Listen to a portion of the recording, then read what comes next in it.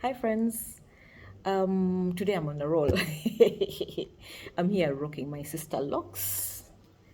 Sweet Fori and vibrant, thanks to Louis, our sister lock star in Uganda. Louis, I've mentioned you, so you better give me a discount on the next retie. So welcome to Anne's Sweet Fori adventures. So today we are going to discuss the things that shocked me when I got into what we call clinical menopause. So I still had some years on me before I had to get into menopause, but as nature would have it, I had to have a hysterectomy, so my body could not roll into menopause as slowly as it was supposed to do. So I basically was thrown into it, and now I had to navigate it and figure out what it means, because I'd never even had to ask questions around, so what happens with menopause? What do you do? I'd never had to ask those questions to anyone. So here I am, having to deal with menopause, and I don't know what to do. So, and I didn't even know that I was in menopause. So I was just going through things that I was wondering what is wrong with me. So my very, very first symptom, that's 4 weeks after my hysterectomy, the second operation, where I had to do another cleanup. That's about 4 weeks, 4 or 5 weeks after my hysterectomy. I I woke up in a sweat in the middle of the night. I was sweating like crazy. My body was wet, like my whole bed was wet. My pillow was wet, and I was extremely, extremely uncomfortable. My heart was beating out of my chest. I could not understand what was going on. I thought I was sick. So I woke up, went to the bathroom, took a shower, cold shower, came back and went back to bed, slept for another maybe 2 hours. I started sweating again. I went back to the bath. That night I showered 3 times. Kept taking cold showers. Then the next morning I was thinking, what was that about? But as soon as I woke up in the morning, I started sweating again, like crazy, crazy sweats. I was dressing up to go to work. I think that's the time, maybe. Yeah, I was dressing up to go to work, or I was dressing up to go see maybe the doctor for my checkup. And then I realized that I had a whole sweat. It's like I had just showered. Somebody had poured water on me. So I had I didn't even have a fan in my house. Like, I didn't care for fans. I had to quickly ask my brother, who was nearby, to bring me a fan on his way from town. Because Uganda is relatively cool, so we don't really need to have fans. So here I am, sweating like I don't know. I had to have two nighties. I used to have my beautiful nighties, shorts and shirts that had, I had to change and get sleeveless ones and figure out how I'm going to spend the night. And then I had to start having the fan on through the night in order for me to sleep. But I would get very, very hot, and then I'd get very cold, and then I'd get very hot, and then eventually I started to Google. Thank you, Google. And then I found that yes, on YouTube, I found that yes, I was having hot flashes, and this was it. So there's hot flashes during the day, and then there's night sweats, which start at around 7 o'clock. Suddenly, you start sweating, whether it's hot or cold. So I'd be looking at my friends, everybody is okay, and then for me, I'm just extremely hot. Yeah, I couldn't explain it. And honestly, at the beginning, when I was in public, I was embarrassed to be sweating when everybody else is just, going about their life as normal. So most of my friends who didn't know what was happening, especially the men I was working with, thought I was anxious because, I was managing a sales team, and targets. These jobs are very, very intense for people who have been in sales. So they kept thinking that maybe I was becoming very, anxious all the time, but it was not. I was actually just having hot flashes, and I couldn't explain them to young 30-year-old boys and men and, yeah, all that, or other people. So I wanted to first keep my things private, and as I figure out what to do. So I got fans, different fans. I got the hand fan, which, helped, but then my wrist was starting to hurt because I was always fanning myself. Then I think my husband got me one of these small revolving desk fans, so I put it on my face and let it fan me. But I felt that even that I had to hold and put in the back of my neck and wherever. So another friend of mine got me a neck fan, which just solve all my problems. So now this is what I do. When I'm getting hot, I just pull my fan on, put it under my hair, and switch it on. I am good. Nobody knows what's going on. People think it's headphones. Unfortunately, it broke yesterday, but nevertheless, I'll have to replace it because this is just a winner of all winners. So that's about the sweats. What I've learned with the sweats, as I said, with every situation I've gone through, I would like to share what was my solution. So sorry, the video is a little bit dark, but I'll try to be as close as possible to the screen. It's getting darker, and I was taking advantage of the natural light. So what I do right now, I take cold showers. I don't take warm showers anymore. And then I always have a bottle of cold drinking water in my little thermos cup, and I'm always taking sips of that all day. Whenever I feel like the flash is coming on, I take my sips of water. But before that, I used to sleep with a kind of a thermos with ice with ice cubes and water in it that I would sip on all through the night.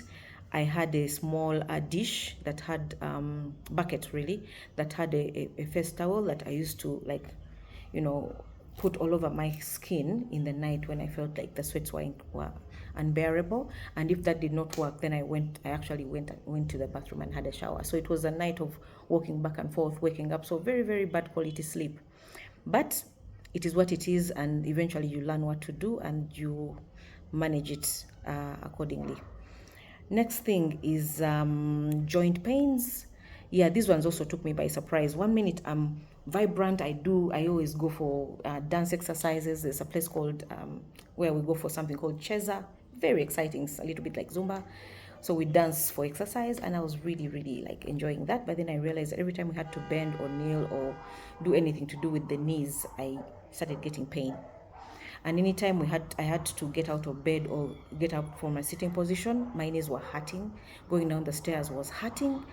Again, that was very confusing for me because I was very fit, so I was wondering what was going on.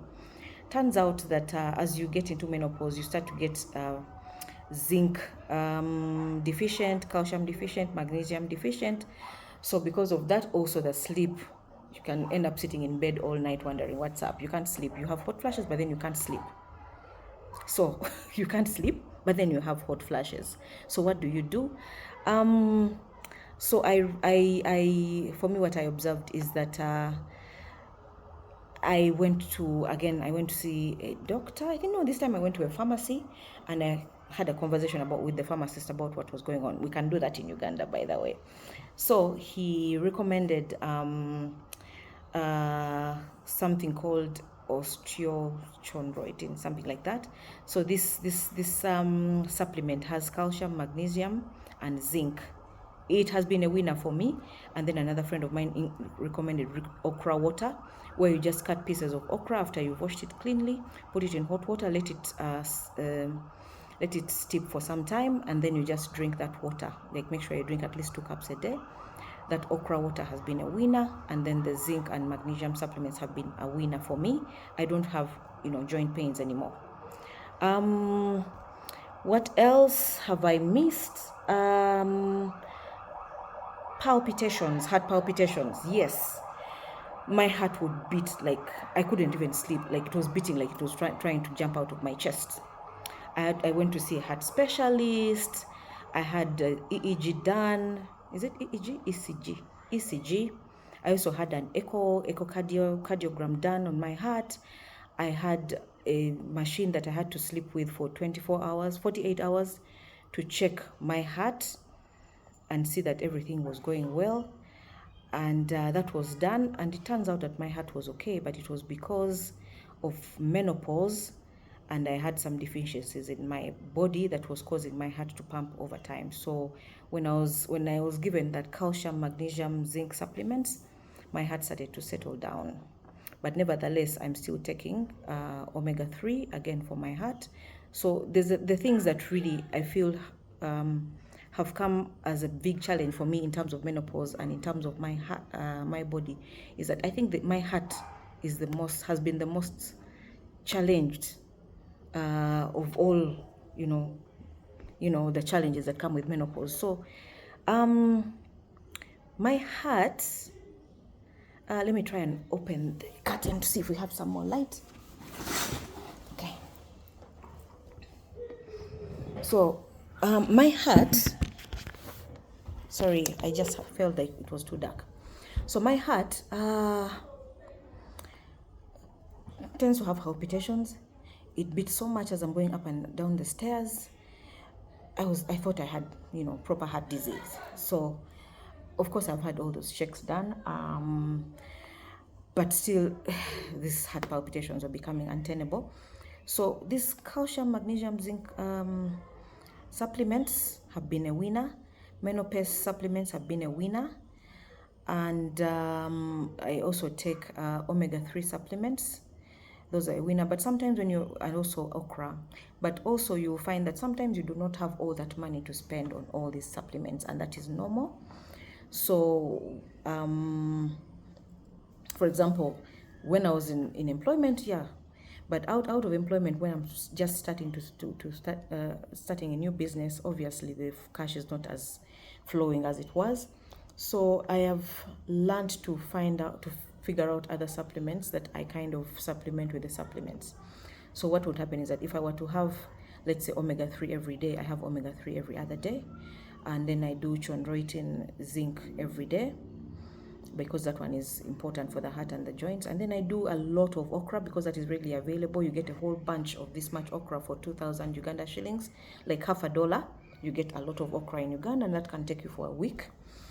And I've also learned to do chia seed, which is also, you can get a kilo at 20,000, or maybe a small tin which can last you a month for about 8,000 Uganda shillings, which is like $2.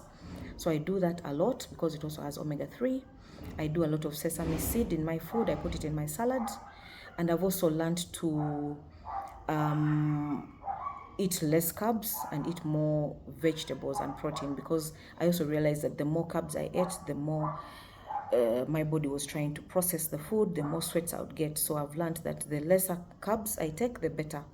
I've also learned that if I take less coffee, I used to be a coffee buff. A cup of coffee in the morning, a cup of coffee in the afternoon, and a cup of coffee. Like, I was always taking coffee, and very, very strong black coffee, even white coffee. So now I have learned to not take coffee. And if I really, really, really have the craving for coffee, because it's hard to get off coffee for people who know coffee, who are coffee lovers, I got myself Nescafe's Gold decaffeinated coffee. So I can have that cup in the morning, and I just feel like, yeah, I've had my coffee shot, and then I feel good.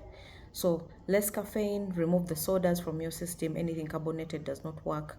Low carb, do not use a lot of carbohydrates, because those also cause the body to produce a lot of heat, and the heat also reflects on the whole body. So you basically are sweating. Yeah, I'm reading from my book because I want to remember all the symptoms. Anxiety. I don't know what was happening. So one moment I'm seated there, next moment my heart is pumping like somebody's chasing me. Again, I learned that can be solved with the supplements, the zinc, the magnesium, the calcium supplements, and then the omega-3. That helps with all those sweats. Dry skin, like randomly your facial skin, see, I'm sweating a little bit, but it's not as crazy as it used to be. Before, it used to flow. So dry skin, I have learned to again continue taking your okra. That is very important. Hydrate a lot, drink a lot of water every day. I do a shot of a cup of warm lemon, which has in it has this warm lemon. It has a small pinch of salt. It has cinnamon and ginger in it, and for some reason this also helps to balance my body. So I do it every morning as a must, and then I continue drinking water throughout the day. That has caused the anxiety to go. I think I felt anxiety because my heart was pumping so much.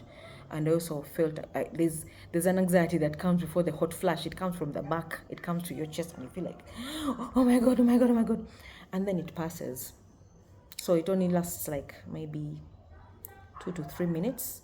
But now I've learned when I feel it coming, although it is under control now, I take a sip of my water, my cool water. I take like 5 sips and then it comes down. The body gets the message. We are not hot, we are cool, we do not need to get all sweaty and heavy. So that works like a charm. Hormonal imbalance and the expected dryness in the lady parts, that is something that you have to get hormonal replacement therapy for and continue doing the herbs. There's a lot more herbs that I've taken. I've taken Eden tea from one of my herbal friends that also helps a lot. I also took something called I've been taking things it's like I'm a lab. I don't like pain, so yeah, I try to figure out what to take. I've also taken something called Happy Woman, Calm Woman, something like a tincture like that, which also was helpful. But as I take these things, I start to settle down on, something that I know works for me. So I've taken a lot of things and eventually I've settled down on what I feel is effective for me. I've also taken evening primrose, again to help with hot flashes. I did not see, it didn't work for me at all. I have nothing to say about that one. It didn't work. What else? Oh, yeah. General feeling of fatigue. You get tired, you get sleepy randomly. I have learned that the body is not sure because you've not been sleeping very well, especially because you've been having hot flashes. Obviously, in the middle of the day, you'll get sleepy. What I discovered is that you find a place, even if it's your lunch hour, you eat very quickly and then you find a place where you can take a nap for 20 minutes, a power nap for 10 minutes, make you feel like you've just woken up in the day. Listen to your body and do what your body is asking you to do. Take that nap. It will not kill you. It will not make you less productive if you take 20 minutes out of your day to take a nap, if it's your lunch hour. So do that. And then, but don't take 2 hours of naps or 3 hours of naps, because when you do that, it will disorganize your sleeping rhythm at night. So just take 20 minutes, 10 minutes, maximum 30 minutes of a nap. That will allow you to wake up, be healthy again, be strong again, and not feel like you're drowsy through the day. Because we get sleepy, we doze off, keep dozing off. And even I learned that my children were always laughing. Every Friday it was movie time. And as soon as we loaded the movie, this is just not part of menopause, but this is just a mother thing. So movie time, we have done the popcorn, we have selected the movie, we get warm, I get a nice soft blankie and then cover myself ready to watch the movie, get a pillow, lie down and start to watch a movie. 15 minutes into the movie, I'm sleeping. I don't know if many of you have experienced that, but yeah, that happens and it's okay. I mean, sleep, take a small nap, wake up, continue watching the movie with the kids. It's about the thought and spending time with your children and the quality time. So they're always laughing at me, and even that makes for good family time. Okay, back to menopause. There's a whole feeling of disgust and unpleasantness that comes with the whole, you're hot, you're wet, you're feeling fat, you're bloated, you've gained weight. For example, between my hysterectomy and now, I gained 11 kilos. And this is not a joke. This is like a year later, 12 months later, 12 kilos. Before, it was so easy for me to lose the 12 kilos. I had joined the intermittent fasting challenge with a friend of mine. We used to do a lot of good protein and vegetables, keto, and it worked like a charm. Like every week I'd lose 2 kilos, 4 kilos. It was okay. I mean, so by the time I had my hysterectomy, I was at about 74 kilos. And now I am at 86 kilos. 87, in fact, sometimes it's 87, sometimes it's 86. So yeah, the weight piles on, and even regardless of the fights, the weight piles on. But then I could not diet when I was trying to get my iron up for many months, so I had to eat. I could not go on intermittent fasting, whatever. I had to eat and ensure that my body gets back on track in terms of the iron that I had lost during the period before and after the operation. Okay, what else have we not covered? Brain fog. Yeah, that happens. I think I have some brain fog doing now and then, even when I'm doing these videos. But that also can be managed by taking a lot of water, by keeping your brain active, thinking, reading, and not sleeping longer than you should and not sleeping less than you should. So try to push for 7 hours, 8 hours of sleep, then you will not have brain fog. If you feel like you need a nap in the middle of the day, take your 30 minutes of that nap and you wake up feeling vibrant and happy. So brain fog is managed. It's also managed by taking some water every time, and also taking less carbs, taking more green leafy vegetables and proteins. Pigmentation, yeah, sometimes you feel like the side of your face is getting a little bit darker than usual. What I've done is that I wash my face with vitamin C soap, and I have vitamin C supplement that I put on my face. And I also use a collagen a collagen cream that helps my face to feel less dry but more supple. Yeah, that will happen. The discoloration on the face will happen, but it's also very manageable. As long as you do not try and go full force bleaching. Also, do not forget to use your sunscreen every day, even if you're going out to your compound to pick flowers. Make sure that every day, as soon as you're done with your morning shower, you put your sunscreen. If you have showered in the afternoon for one reason or another, make sure you have your sunscreen on every day, whether you're in the sun or not. That helps to ensure that the pigmentation is not too intense. Lastly, that whole feeling of bloating, feeling disgusted, feeling like you're not the person you used to be. I managed that by getting up and walking. I started with 1 kilometer per day, picked up to 2 kilometers per day. 5 days a week. Sometimes I miss. I'm human, or when I'm very busy, but I do every evening. I walk, or in the mornings I decide. So I do 1 kilometer of walking. I started with 1 kilometer, then I went to 2 kilometers. Now I do a minimum of 4 kilometers per day. So sometimes it goes all the way to 8. Sometimes I walk for 4 kilometers, and the walk has to have a hill. So among the walk, in the area that you choose to walk, you have to have a hill. For those who can exercise, you go to the gym and exercise, but make sure you basically do a bit of a sweat, and that takes out all the anxiety and cortisol in the body that makes you feel a certain way. You start to feel vibrant and happy with yourself. The more you walk, the more you feel vibrant. And why I'm encouraging walking is that walking takes you out of your environment. You get to see you get familiar with the environment you're in. You get to walk up a hill. You get to see, to change, to think about your life, to get more clarity, to see who are your neighbors, to discover things you didn't know in your neighborhood, for example, and also to get the whole body to work. Basically, my aim right now is to ensure that my body is being exercised from head to toe, and walking does that.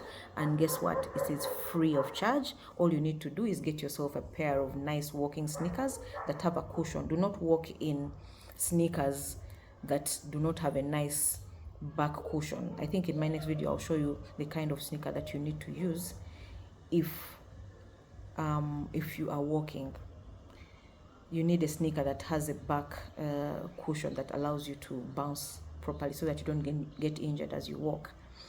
In fact, no, not in the next video. If you give me a minute, I'm going to rush off and come back and bring you the sneaker.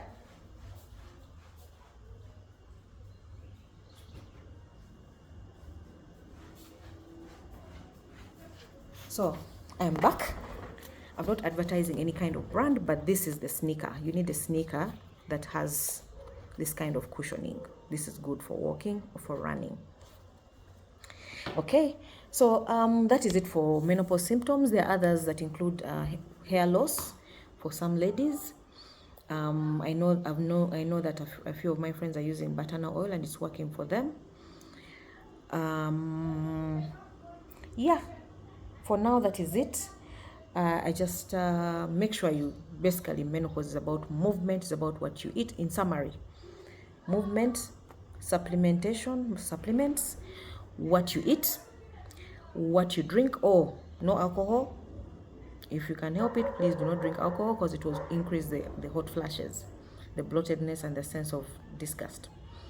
So cut out alcohol, cut out coffee, cut out the sugar. Just keep a little bit of sugar to ensure that your body, because some bodies have hypoglycemia, that word.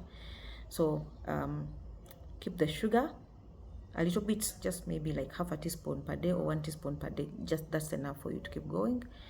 And then lastly, ensure that you move, and do not isolate yourself. Make sure that you have a community that you discuss, you know, have laughs with. Yeah, thank you so much. This has been a very long video, but I hope it has helped a few people. I'll try to make the videos shorter, 10 minutes going forward, but this was very important to give some tips on managing menopause. Maybe if I get an opportunity, I'll bring all the things that I'm using, so that you can all see them and try to pick up what works for you, what is readily available, what is off the counter. Turmeric, a turmeric shot in the morning, that is also great. Lemons, try to pick. Sometimes if it's too expensive for you, look for things that are readily available in your kitchen. Okra, lemons, drinking water, sim, lots of vegetables, chia seed, and fennel seeds. And there's another herb called fenugreek. I'm told it's very nice.